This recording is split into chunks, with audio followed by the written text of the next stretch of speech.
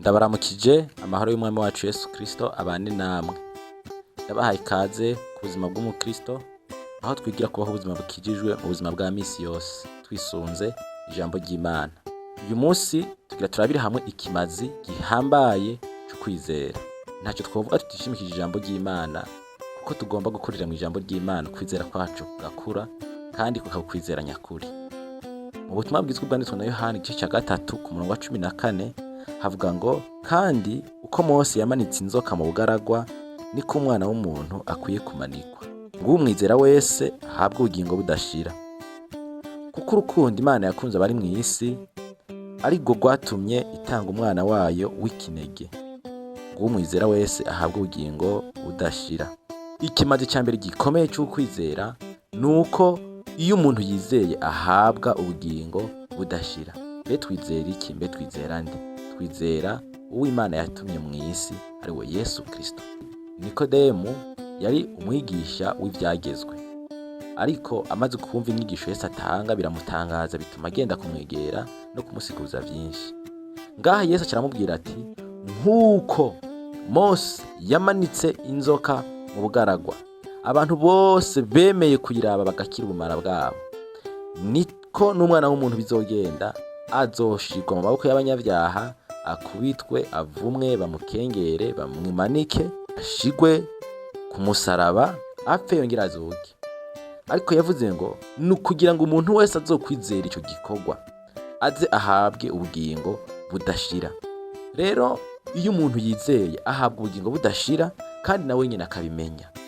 Iki nicyo kimazi cya mbere gikomeye duhabwa no kwizera, kuko Bibiliya itubwira ngo kera tutarakizwa nta bantu twarimwo, ngo twari injabuka ku masezerano, nta byizigiro bya kazoza twari dufise, mbere ngo twari abantu b'intabarigwa, b'intagondwa, twankana. Bibiliya ituvuga ko ngo twari abo kurakirwa nk'abandi bose, bisigura ngo twari twiteze igihano.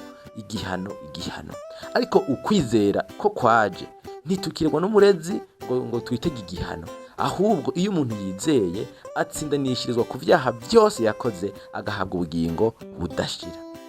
Uyu murongo wa 16 ndabizi benshi murawuzi, ariko no murongo urimo ibikorwa bibiri Imana yakoze n'igikorwa kigira gatatu gikorwa n'umuntu.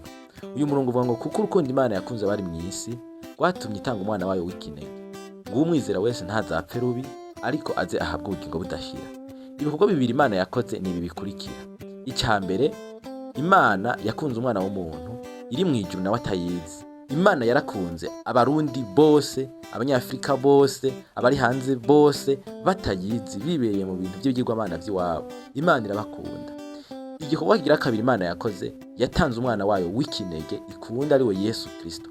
Igikorwa kigira gatatu kiri muri no murongo w'ijambo ry'Imana gikorwa n'umuntu, ngo uwo mwizera wese ntazapfe rubi. Bisigura ngo umuntu niwe yizera, rero aca yizera uwo Imana yatumye, ahejeje kumwizera ahabwa ubugingo budashira. Iki kintu kirakomeye gose, kandi abantu bose batagifise ntibashobora kuzoja mu ijuru.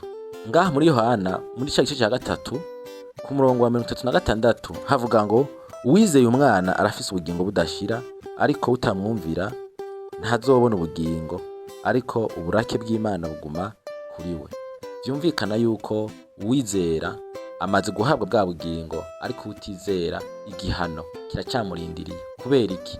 Ntihariko arizera igikorwa Yesu yakoreye ku musaraba i Golgota ko comubera impongano y'ibyaha byiwe byose.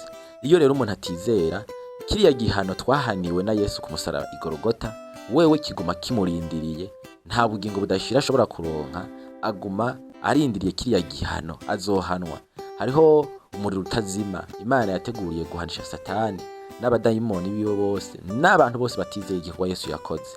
Kuko na ca gihe Mose mu bugaragwa bakomowe n'inzoka, Imana yamubwiye iti manika inzoka isa nazo, umuntu ayiraba arakira, ariko utayiraba ntakira. Ni ukuvuga abayiravye icyo gihe barakize, ariko abatayiravye barapfuye.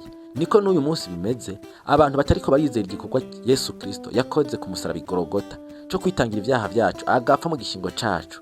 Abo bantu batariko barizera icyo gihano baguma barindiriye uburake bw'Imana, burabarindiriye, baguma barindiriye ikindi gihano. Ariko uwizera aramaze guhabwa ubugingo budashira.